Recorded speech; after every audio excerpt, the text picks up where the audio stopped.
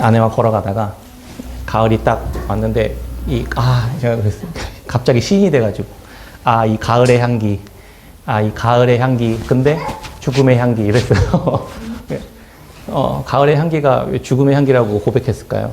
저의 눈에는 가을이 많은 나무들이나 생명들이 이렇게 보면 가을은 다 상실해가는 계절이잖아요.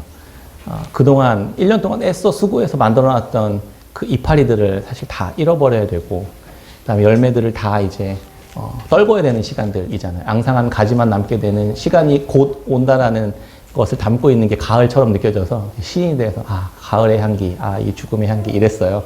그랬더니 아내가 잘 이해를 못 하더라고요. 그러면서 제가 그런데 거기에는 또 동시에 생명의 향기가 같이 들어있는 것이죠. 가을이 겨울로 진입하면서 거기서 이제 끝나는 게 아니라 다시 봄이 오고 다시 내년에는 더 많은 이파리, 더 성장한 나무에서 더 많은 열매들을 맺어내는 시간들을 또 가게 되잖아요. 그 시간으로 이어지게 되잖아요. 그러니까 그 안에는 또 생명의 향기가 같이 들어있는 것이죠. 저는 일상을 보면서 그런 생각들을 하게 되었습니다. 요한계시록 읽으면서, 요한계시록 묵상하면서 이렇게 우리가 늘 당연히 가을은 뭐 아름답고 열매를 많이 맺고 이런 거라고 생각하지만 죽음이라는 생각을 해본 적이 없잖아요. 상실이라는 생각을 해본 적이 없잖아요. 네, 그렇게 우리가 늘 보고 있지만 사실 생각하지 못했던 부분들, 이해하지 못했던 부분들, 해석하지 못했던 부분들에 대해서 요한계시록 말씀을 통해서 우리에게 많이 말씀해 주시는 것 같다는 생각을 하게 되었습니다. 요한계시록을 읽으면서 요한계시록은 우리의 시선, 우리의 삶의 현실에서의 시선을 돌려서 하나님의 보좌 앞으로 우리의 시선을 옮겨줍니다. 그러면서 우리의 삶이 하나님의 보좌에서 바라보는 우리의 시선이 우리의 삶이 어떤 것인지를 요한계시록은 새롭게 우리에게 말해주는 것이죠. 요한은 계시를 통해서 환상 가운데 하늘 보좌에서 어떤 일이 일어나고 있는지를 우리에게 알려줍니다. 지금 일어나고 있는 일이면서 근데 이 이야기가 지금 일어나고 있는 일이에요. 그러면서 동시에 과거에 있었던 일이에요. 그러면서 동시에 앞으로 일어날 일이 지금 이 한 장면에 지금 다 담겨 있다고 생각하시면 됩니다. 한 장면에 과거의 일, 현재의 일, 미래의 일이 한 장면에 다 들어있으니까 사실 우리가 볼 때는 혼란스럽죠. 이게 지금 무슨 얘기를 하고 있는 거지? 라고 생각할 수 있게 되는 것이죠. 그래서 우리는 한 번에 하나씩만 볼 수 있습니다. 인간이기 때문에. 근데 하나님은 한꺼번에 보실 수 있는 것이죠. 우리는 시간에 종속되어 있기 때문에 앞으로 흘러가기만 하는 것이죠. 그러니까 하나씩만 보면서 한 걸음 한 걸음 미래를 만들어 갑니다. 그런데 하나님이 보실 때 우리의 삶은 어떨까요? 과거와 현재와 미래를 한눈에 보실 수 있는 분이라는 것을 우리는 늘 좀 잊고 있어요. 가끔씩. 그런 분이라는 걸. 하나님은 시간 너머에 계신 분이시고, 하나님은 시간을 초월해 계신 분이시고, 또 더 넘어서 하나님은 시간을 만드신 분이신 것이죠. 하나님이 시작하셨고, 하나님이 끝내실 분이십니다. 그래서 주님은 그래서 이런 말씀을 하십니다. 요한계시록 1장 8절에 나는 알파와 오메가라. 이제도 있고, 전에도 있었고, 장차 올 자요, 전능한 자라. 과거에도 있었고, 현재에도 있고, 앞으로도 있을 분이라, 오실 분이라는 것입니다. 그러니까 영원히 계신 분이시라는 것이죠. 그분은 시간 너머에 계시는 분이십니다. 그래서 시간을 마치 작가가 내가 글을 쓰기 시작하면 그 책 안에 있는 이야기가 시작되잖아요. 시간이. 거기서 이 C.S. 루이스가 그런 표현을 했나요? 그랬었던 것 같아요. 그러면서 이제 거기서 등장인물들, 주인공들을 막 만들어내면 그 인물들이 탄생하고, 그리고 내가 글을 끝마치면 이제 끝나는 것이죠. 작가가 이제 글을 쓰듯이 책의 세계를 써내려가듯이 하나님께서는 세상을 만드시고 창조해 가고 계시는 것을 우리는 알 수 있습니다. 그 시간 바깥에 하나님은 계시는 것이죠. 무슨 얘기인가 이런 생각 하시는, 그 무슨 소리야? 이런 표정은 아니시죠? 집에 가서 한번 잘 생각해 보세요. 전 되게 놀라웠었는데 그게 별로 안 놀라워 하시는군요. 하나님은 그렇게 세상 만물을 시작하시면서 역사를 만들어 가시는 분이십니다. 여전히 지금도 하나님께서는 세상을 만들어 가시고 하나님의 선하신 뜻과 계획 가운데 이 세상이 지금 작성해 내려가고 있다는 사실들을 우리는 알 수 있는 것이죠. 그런데 그분은 마지막도 알고 계시는 분이신 것입니다. 하나님은 시간과 공간과 장소의 제약이 없으신, 그래서 전지전능하신 분이십니다. 과거와 현재와 미래를 한눈에 동시에 보실 수 있는 분이시죠. 그래서 모든 것을 다 알고 계시는 분이십니다. 역사 속에 일어난 모든 일들을 알고 계시고 통제하고 계시고 또 통치하고 다스리고 계시고 또 그분께서 의도하신 역사대로 이끌어가고 만들어 가시는 수 있는 분이시라는 것을 우리는 알 수 있습니다. 그래서 하나님이 안 계신 것 같고 하나님의 능력이 없으신 것 같고 때로는 하나님이 답을 안 하시는 것 같이 느껴지는 그때에도 그러나 성경은 그렇게 보일 때가 너무나도 많습니다. 그러나 성경은 우리가 이해할 수 없고 설명할 수 없어도 모든 역사가 그분의 손 안에 있다는 것을 계속해서 우리에게 말씀해주고 있습니다. 요한계시록도 마찬가지죠. 요한계시록 1장 1절에 이렇게 기록합니다. 반드시 속히 일어날 일을 그 종들에게 보이시려고 이 책을 작성했다. 반드시 일어날 일, 미래에 있을 일들을 하나님께서 다 알고 그거를 그들의 종들에게 알려주기 위해서 요한계시록을 작성했습니다. 이게 요한계시록 작성의 목적이에요.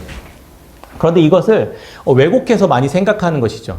앞으로 일어날 일? 그러면은 이 요한계시록을 잘 풀면 로또 번호를 알 수 있나? 이거 요한계시록 잘 풀면 내가 미래에 대박 날 수 있는 주식을 알 수 있나? 이렇게 푸는 사람은 없잖아요.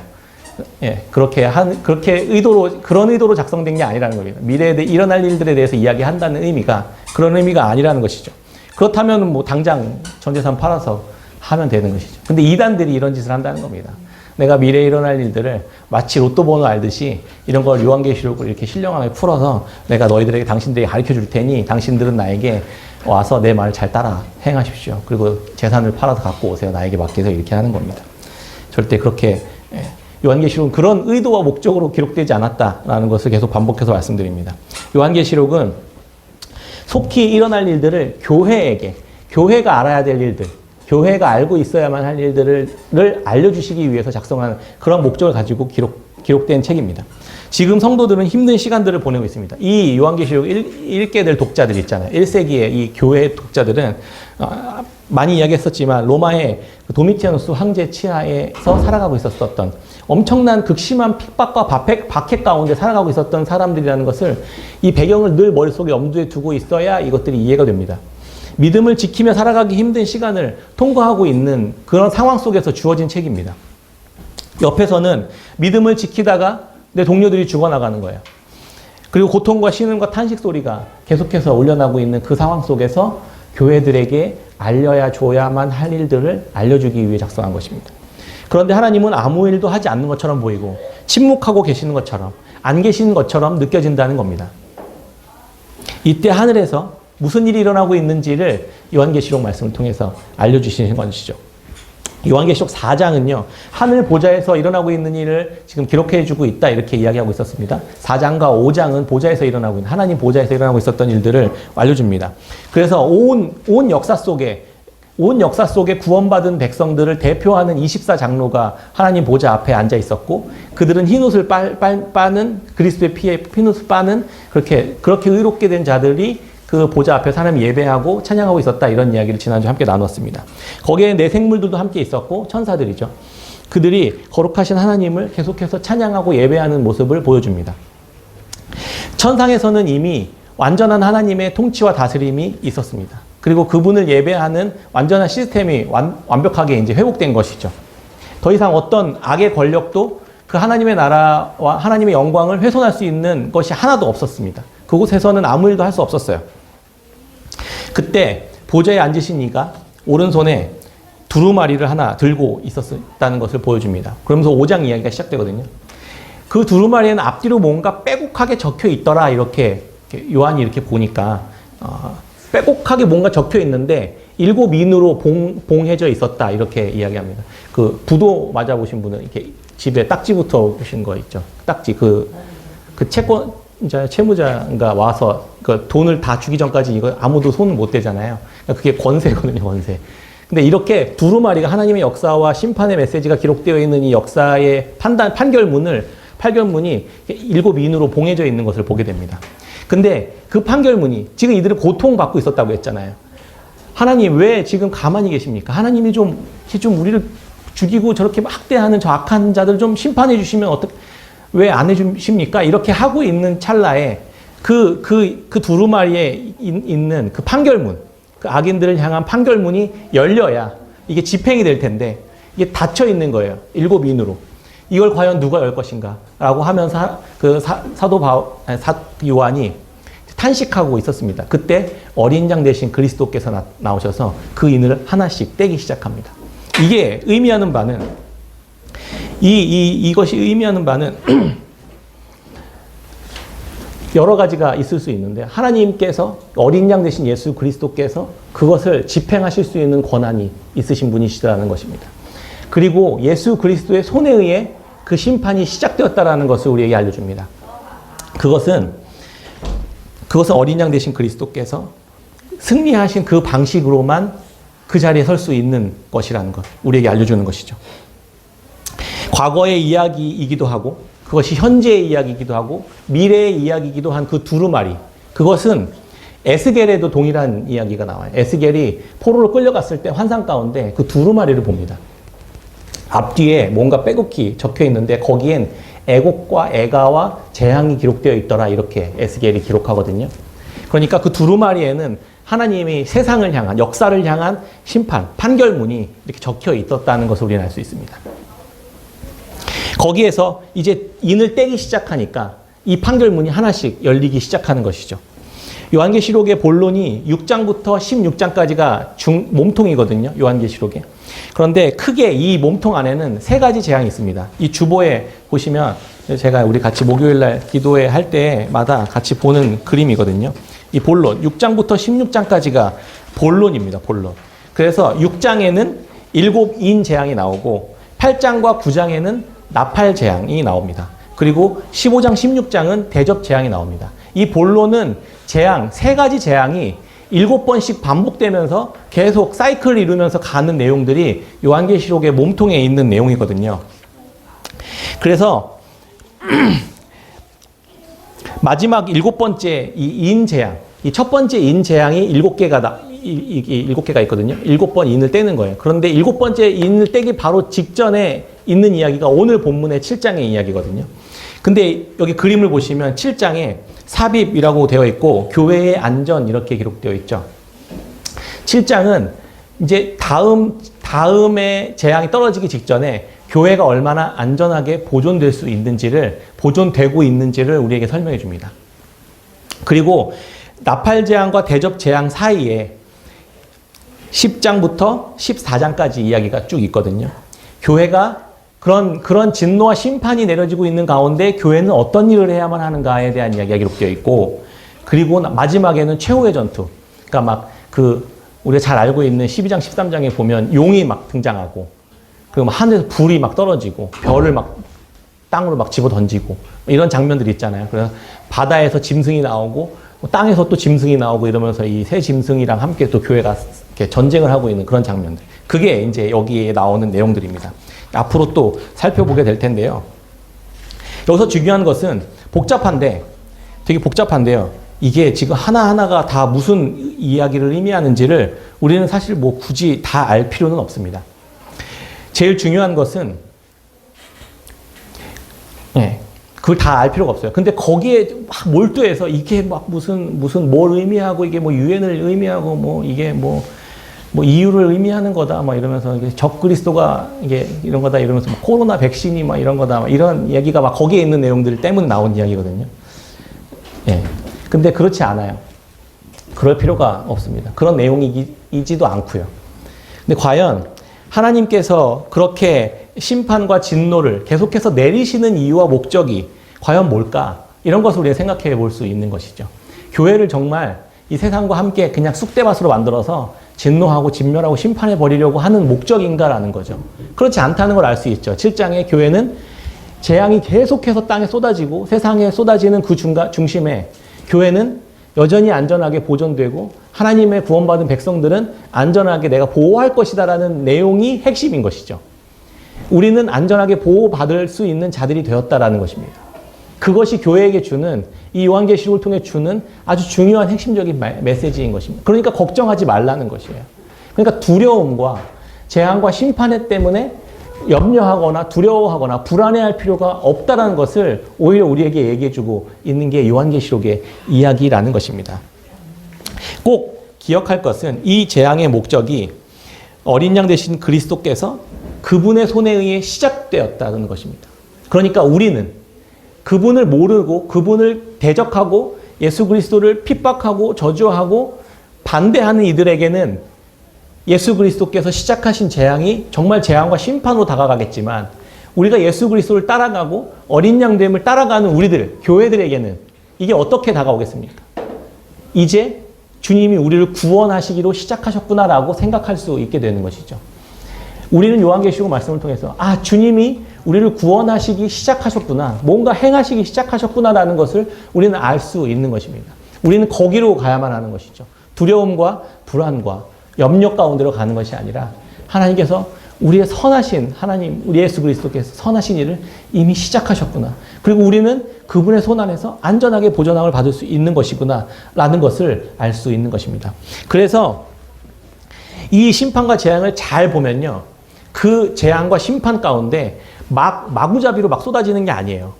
하나님이 심판을 행하도록 명령하실 때, 천사들에게 말씀하실 때 천사들이 하나님으로부터 어떤 권한과 권세를 위임받아서 이제 시행합니다.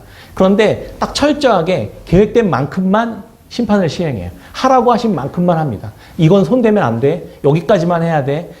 이 1260일 동안만 해야 돼. 이렇게 하나님께서 말씀하신 만큼만 하거든요. 철저히 하나님의 통제와 다스림 안에서 지금 이 재앙도 일어나고 있다는 것을 우리는 볼 수 있는 것이죠. 이 두루마리가 열린다는 의미는요, 하나님의 말씀이 공의의 심판을 시작하신다는 의미라고 했습니다. 드디어 어린 양 되신 그리스도께서 첫 번째 인을 떼십니다. 첫 인을 딱 떼니까 흰 말탄 자가 활을 가지고 면류관을 받아서 이제 이기려고 하는 모습이 이제 나옵니다. 당시 이 이야기를 들은 초대교회 성도들은요, 파르티아 군대라고 생각했다고 해요. 학자들의 연구에 의하면. 근데 로마가 이렇게 다스리고 있을 때, 지금의 이제 이란에 있는 나라 민족이었던 것 같아요. 이 파르티아 군대가 로마를 계속 공격하는 거예요. 그러니까 계속 전쟁이 일어났습니다. 외부적인 침략이 계속 일어나는 것이죠. 로마의 학대와 핍박을 받고 있었는데 외부의 군대가 쳐들어오니까 로마가 이제 계속 그것을 상대하느냐고 힘을 빼게 되는 것이죠. 그러니까 하나님이 이 초대교회 사람들은 드디어 하나님이 우리를 구원하시기 위해 일하기 시작하셨구나라고 생각했다는 겁니다. 첫 번째 인을 그래서 외부적인 그 위협으로 보는 사람도 있습니다. 국제적인 분쟁들이 일어나기 시작한 것이죠. 이것을 이렇게 보기도 합니다. 근데 재앙이 내려질 때 흰 말탄자가 하나님으로부터 면류관, 어떤 권세를 위임받아서 이제 이 일을 하는 것을 볼 수 있습니다. 두 번째 인을 딱 떼시니까 붉은 말이 나와서 땅의 화평을 깨트리는 일들을 합니다. 화평을 깨트리는 일이라는 것은 이 나라의 내부적으로 문제가 일어나는 것이, 첫 번째 인은 외부적인 공격, 두 번째 인은 내부적인 이 분열과 이 반란들이 일어나기 시작했다는 것을 이제 뜻한다고 하더라고요. 또 붉은 말도 하나님으로부터, 천사로부터 허락을 받아서 어떤 일들을 행하기 시작했더라, 이렇게 기록되어 있습니다. 그러니까 하나님의 철저한 통제와 다스림 안에서 지금 이 일들이 일어나고 있는 것을 볼 수 있습니다. 세 번째 인을 떼셨더니 검은 말탄 자가 저울을 가지고 등장합니다.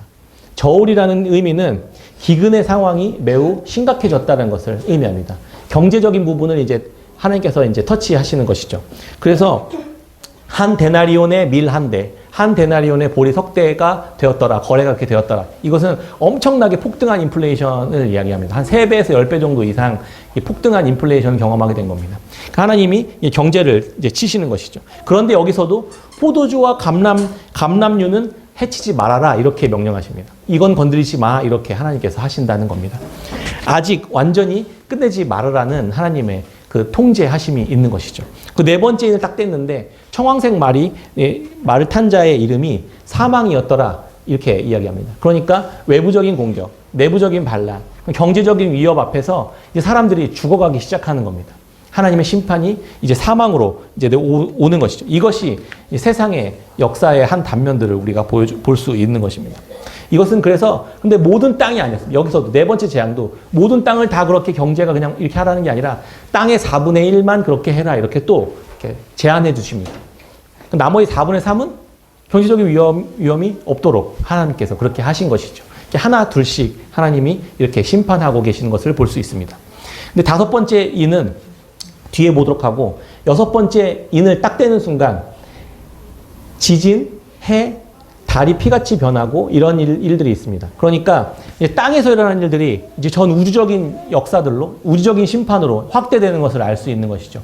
6번째인, 그리고 마지막 이제 7번째인을 떼면서 한 번에 이 진노, 심판의 사이클이 끝나거든요. 이때 6번째인 딱 떨어지니까, 그때 당시에 모든 권력자들, 권세자들, 왕들, 황제들이 다 두려움에 떨면서 바위 뒤에 숨습니다. 바위 뒤에 숨으면서 제발 나를 좀 하나님, 이 어린 양의 진노 앞에서 나를 좀 가려달라고 그렇게 명령합니다. 한때 이들은 천하를 호령하던 자들이었습니다. 권세를 가지고 내가 정말 이 세상의 주인인 양 행세하던 사람들, 그리고 교회를 핍박하고 하나님의 믿음 있는 자들을 죽이던 그런 자들이 하나님의 인의 재앙이 떨어지기 시작하자 이들은 다 버렸습니다. 이걸 보면서 우리가 생각해 봐야 할 것은 이런 것입니다. 과연 우리의 삶의 기반을 어디에만 둬야만 한다는 것입니다. 누가 정말 진정한 권세자입니까? 우리가 이런 것을 생각해 볼 수 있는 것이죠. 무엇을 의지할 것입니까? 그때 당시에 로마는 자기들이 유일한 평화를 줄 수 있는 나라라고, 제국이라고 그렇게 자기들을 이렇게 자랑했습니다. 근데 진정한 평화가 그렇게 임하는 것이 아니라 진정한 평화와 진정한 안식은 하나님으로부터만 온다는 것을 우리로 하여금 알게 해주시는 것입니다. 이게 더 이상 세상을 그렇게 쥐락펴락하던 자들이, 그렇게 사람들을 파리 목숨처럼 여기던 자들이 한순간에 바위 뒤로 숨어버렸습니다. 어린 양 예수 그리스도의 권세를 조금 맛보게 했을 뿐이었는데도 세상의 권세자들은, 모든 권세자들은 두려움에 떨 뿐이었습니다. 라는 것을 우리는 알 수 있는 것이죠. 이런 무시무시한 재앙이 쏟아지는 그 중심에서 그럼 교회는 어떻게 되고 있는가를 이야기해 줍니다. 그게 5번째 인장에서 우리는 볼 수 있습니다. 아쉽지만 교회를 보호하시고 지키시고 하시는 하나님의 모습을 사실 찾을 수가 없어요. 교회에게 별도의 특혜를 주지 않는다는 것을 우리 알 수 있습니다. 5번째 인을 떼실 때의 그 모습을 우리 한번 볼까요? 6장인데요. 6장 9절, 10절, 11절 우리 같이 한번 읽어볼까요? 6장 9절부터 11절까지 같이 읽겠습니다. 시작. 5째 인을 떼실 때에 내가 보니 하나님의 말씀과 그들이 가진 증거로 말미암아 죽임을 당한 영혼들이 제단 아래에 있어 큰 소리로 불러 이르되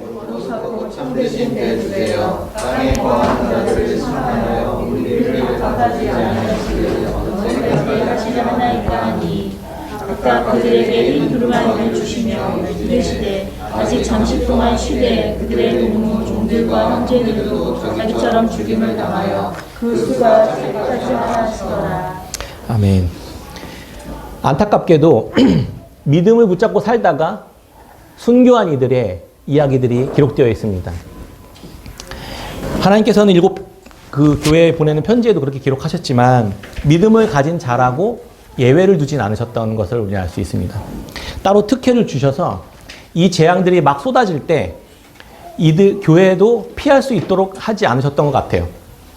우리를 보호하신다는 것이 이 고난을 통과하게 하거나 고난이 닥치지 않도록 통과하지 않도록 하거나 이렇게 고난이 닥치지 않도록 그들만 특별히 이렇게 보호하셔서 하시겠다는 의미는 아니라는 것을 우리는 알 수 있는 것이죠. 그리스도인들이 복음을 좀 오해하는 부분이 있습니다.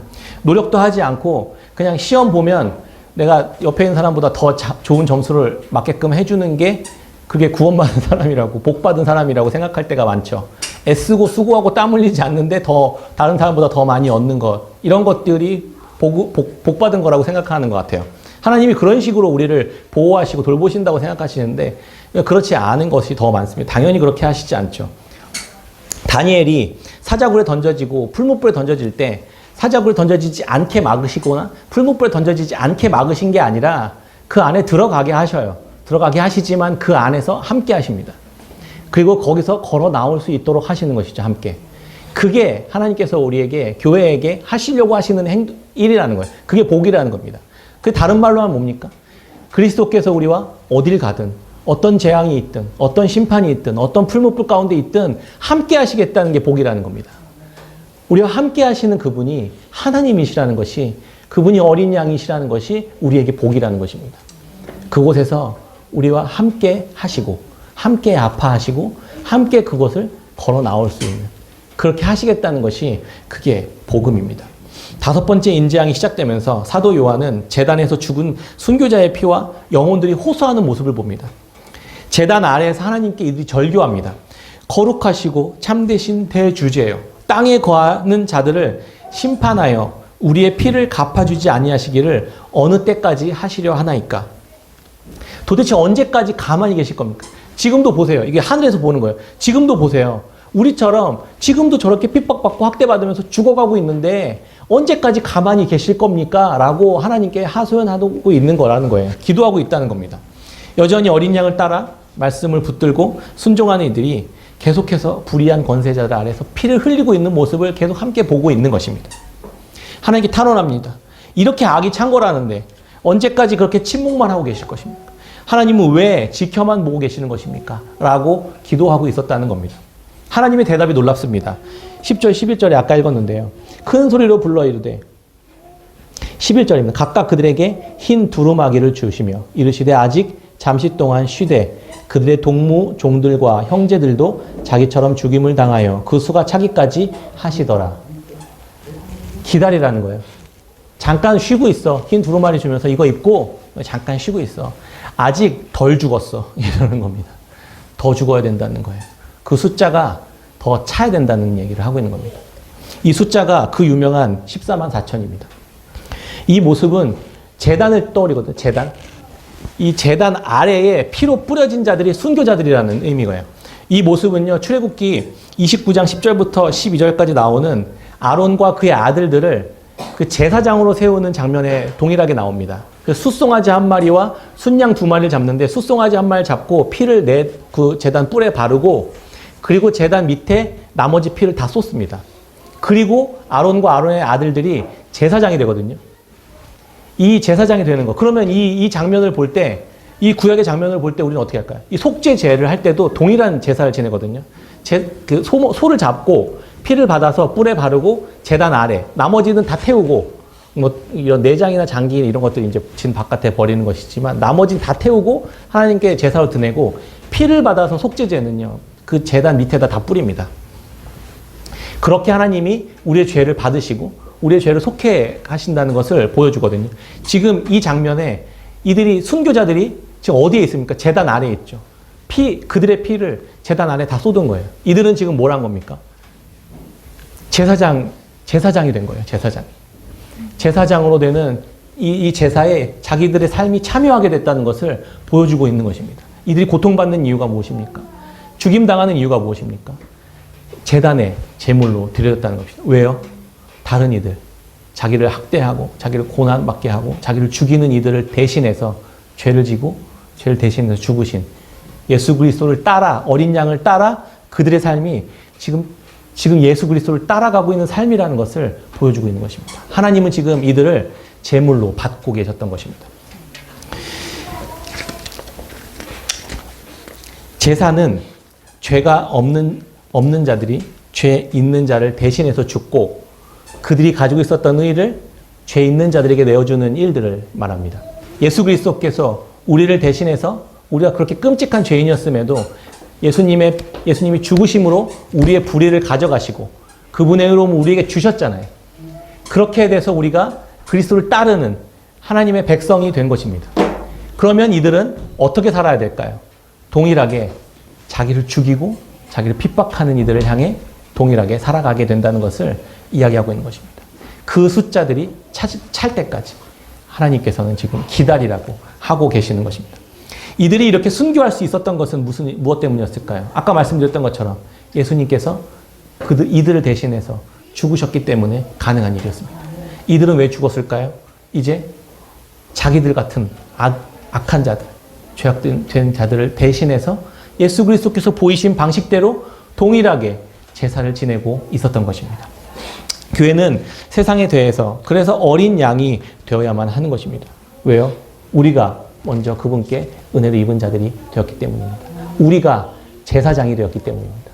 이제 세상을 향해 제사장 된 자로, 제물된 자로 살아가야만 하는 것이 이제 그리스도인들이 살아가야 할 일이라는 것을 요한계시록 말씀을 통해서 우리는 알 수 있는 것이죠. 우리가 왜 이렇게 계속 학대받고, 우리가 왜 계속 이렇게 핍박받고 무시당하고, 왜 믿음 때문에 이렇게 곤란을 당합니까? 제사를 지내고 있는 것이기 때문입니다. 하나님께요. 골로새서 1장 24절에 바울도 동일한 이야기를 합니다. 나는 이제 너희를 위하여 받는 괴로움을 기뻐하고 그리스도의 남은 고난을 그의 몸된 교회를 위해 내 육체에 채우노라. 이렇게 고백합니다. 교회는 로마의 황제의 명령에 따라 진멸을 당하고 있는 중에 있는 것입니다. 혹독한 어려움과 궁핍과 고통 가운데 있습니다. 근데 하나님은 이스라엘 포로로 끌려갔을 때 이스라엘 백성들도 동일한 그런 고난을 받았겠죠. 그 힘든 상황을 겪었겠죠. 이들도 동일하게 그렇게 생각했어야만 했던 것입니다. 우리가 에스겔이나 예레미야 말씀에서도 그런 이야기를 들을 수 있는 것이죠. 근데 기다리라는 것입니다. 14만 4천 명이 채워지지 않았기 때문이라는 것입니다. 이단 신천지가 14만 4천을 주장하면서 자기들의 교회에 들어오라고 합니다. 6번째 인재앙이 끝난 후에 사도 요한은 7번째 재앙이 내려지기 전 일어난 일들을 기록하고 있는 것이거든요. 천사가 내 모퉁이를 잡아서 바람이 못 불도록 막고 있습니다. 왜냐하면 예수 그리스도의 하나님의 백성들, 구원받은 14만 4천에게 이마에 인을 쳐야 되기 때문이라는 거예요. 이마에 인침을 받은 사람이 14만 4천 명이라는 뜻이거든요. 그럼 한번 물어보면 좋겠어요. 신천지는 이마에 예수님의 이름이 인새겨져 있습니까? 왜 문자적으로만 그렇게 해석해서 그러면 그들의 이마에는 인이 새겨져 있어야 되잖아요. 14만 4천 명. 제가 알기로는 이미 14만 4천 명 넘었거든요. 그리고 보세요. 바로 밑에 14만 4천이라는 숫자가 어떻게 나왔는지를 성경이 이미 얘기해주고 있어요. 12지파마다 12,000명씩 12지파가 나와서 그 숫자가 더했더니 14만 4천 명이더라. 이렇게 하는 거예요. 14만 4천은 또 다르게 또 해석되기도 하는데 구약의 12지파 12 그리고 신약의 12제자 12 곱하기 유대인들이 게마트리아 지난번에 얘기 드렸죠. 숫자를 생각할 때 그들은 숫자가 아니라 의미를 생각하거든요. 많다라는 뜻의 천. 그게 천이거든요. 아주 엄청나게 많은 숫자가 천이에요. 그러니까 구약의 12지파, 신약의 12제자를 통한 교회, 그리고 엄청나게 많은 수 천, 곱했더니 14만 4천 나오는 거예요. 그러니까 그건 무슨 뜻이냐면 구원받은 하나님의 인침을 받은 구원받은 백성의 숫자가 엄청 많더라. 그냥 그거예요. 보세요. 오늘 본문 7장에 9절에 같이 한번 읽어볼까요? 9절 같이 한번 읽어보겠습니다. 시작. 2일 후에 내가 보니 각 나라와 족속과 백성과 방언에서 아무도 능히 셀 수 없는 큰 무리가 나와 흰옷을 입고 손에 종려가지를 들고 보좌 앞과 어린 양 앞에 서서 큰 소리로 외쳐 이르되 구원하심이 보좌에 앉으신 우리 하나님과 어린 양에게 있도다. 이들의 숫자가 14만 4천이라는 거예요. 요한계시록 14장에도 14만 4천이라는 숫자가 나오거든요. 근데 이들의 숫자가 어떤 자들이 이 14만 4천에 속한 자들이냐라는 것을 요한계시록 14장에 4절에 이렇게 기록해주고 있거든요. 어린 양이 어디로 인도하든지 이들은 따라가는 자들이었다는 거예요. 사람 가운데서 속량함을 받아 처음 익은 열매로 예수 그리스도로 하나님과 어린 양에게 속하게 된 자들이더라. 이렇게 기록하고 있습니다. 우리도 예수 그리스도로 인해 인침을 받은 자들입니다. 우리도 이들과 함께 이 온 열방과 백성과 방언에서 종려나무 가지를 들고 주님께서 오시는 그날에 주님을 예배하고 찬양하고 기뻐함으로 나아갈 자들이라는 것입니다. 우리는 이미 14만 4천에 포함된 자들이에요. 신천지에 안 가도 됩니다. 거기는 2만이를 따라가는 자들이거든요. 그러면 망합니다. 나중에 이제 보시면 알겠지만 13장, 12장, 13장에 땅에서 나온 짐승, 이제 뭐 바다에서 나온 짐승, 적그리스도에 대한 이야기를 할 때 그런 이야기들이 좀 나올 겁니다. 아무튼 이들의 특징은 어린 양을 따라가는 자들이더라. 이들이 가는 곳마다 이들이 어린 양을께서 인도하시는 대로 그냥 묵묵히 순종하며 가더라. 이런 겁니다. 아까 이야기 드렸죠. 제단에 자신의 피를 드림으로 순교한 자들. 그들이 어린 양을 따라간 자들입니다. 예수님께서 자기들에게 그렇게 보이셨기 때문입니다. 그러면 교회들은 이 이야기를 듣고 무슨 생각을 할까요? 우리도 어린 양을 따라가는 자들이 되겠구나. 그래야만 하는 것이구나. 라는 것을 알 수 있습니다. 아주 특별한 것은 이들 위에 하나님께서 장막을 치셨다라고 이야기합니다. 15절인데요. 밤낮 이들이 하나님을 섬김에 보좌에 앉으시니까 그들 위에 장막을 치시리니. 장막을 치셨다는 것은 무슨 의미입니까? 이들은 지금 포로로 끌려가기 전에 성전에서 있었던 사람들이었잖아요. 그리고 광야에서 장막을 쳤다는 의미는 그들 안에 하나님이 임재하셨다는 뜻이거든요. 그럼 지금 이들은 포로로 끌려갔고 로마에 학대받는 자리로 끌려갔는데 그 위에 하나님이 장막을 치셨다는 의미는 뭡니까? 그곳이 지금 성전이 되었다는 의미거든요. 그럼 그곳에서 제사가 진행될 것이고 그리고 제사는 제물은요. 예수님께서 우리를 대신해서 죽으신 것처럼 그리스도의 몸된 교회가 로마의 군사들과 자기를 학대하는 자들과 바벨론의 그 손에 의해 죽임을 당하는 교회들이 지금 어린 양 되어서 제물이 되어서 지금 악한 자들, 하나님을 알지 못하는 자들 대신에 죽어가고 있다는 것입니다. 지금 예배가 진행되고 있는 거죠. 여러분들이 어린 양을 따라간다는 의미, 십자가를 진다는 의미는 세상 속에서 하나님을 알지 못하는 자들 대신해서 지금 하나님께 예배로, 제사로, 산 제사로 우리들의 삶이 드려지고 있다는 사실들을 기억해야만 한다는 것입니다. 지금 하나님께서는 우리는 상상할 수 없지만 하나님, 우리는 지금 엄청나게 고통을 당하는데 하나님 뭐 하고 계십니까? 라고 우리는 묻지만 우리의 현실들을 바라볼 때 거기까지밖에 생각을 못 하는 거예요. 그런데 하나님은요. 하나님 지금 제사를 지내고 있는 것입니다. 우리를 대신해서 또 아직 하나님의 이 복음 가운데 나와야 할 로마의 군사들 안에도 있을 수 있겠죠. 바벨론 안에도 있을 수 있겠죠. 이제 예루살렘, 이스라엘 백성뿐만이 아니라 열방을 구원하시기 위하시는 아직 하나님을 알지 못한 이들이 하나님께로 들어오도록 하시기 위한 하나님의 선하신 일들이 지금 우리를 통해 진행되고 있다는 것을 이 말씀을 통해 우리는 알 수 있는 것입니다. 말씀을 맺겠습니다. 요한계시록은 미래에 있을 사건이나 청사진들을 그려주는 책이 아닙니다.